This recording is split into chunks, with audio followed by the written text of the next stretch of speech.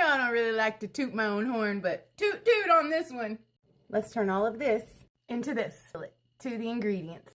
1 white onion that's been roughly chopped. A little pepper. A little salt. You're gonna cook this for 2 minutes. Add in a pound of ground beef, a little more salt, a little more pepper. We're seasoning in layers. And you're gonna cook and crumble your beef until it is no longer pink. 6 minutes. Mop up any excess fat, and then you're gonna push your beef to the side and you're gonna add 1 cup of uncooked white rice. And you're just gonna let that cook for 2 minutes. Don't touch it. 1 can of rotel, the original.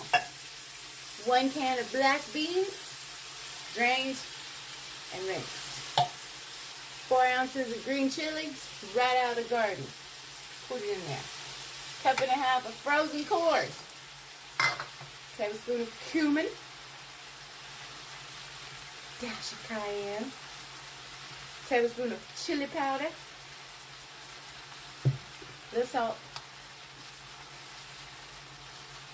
A little pepper. And 2 cups chicken broth. Pour it in there. And then give everybody a mix. 1 tablespoon of minced garlic. Heaping tablespoon of minced garlic. Give it another mix. Make sure everybody's all incorporated and beautiful. Cover with the lid. Turn it down to medium low. And you're going to simmer this for 20 minutes or until the rice is cooked through. When your rice is cooked, you're going to add in 2 cups of freshly grated Mexican style cheese. Cover it back up and let the cheese melt. Just like that. Garnish with cilantro, green onions, avocado, a dollop of daisy.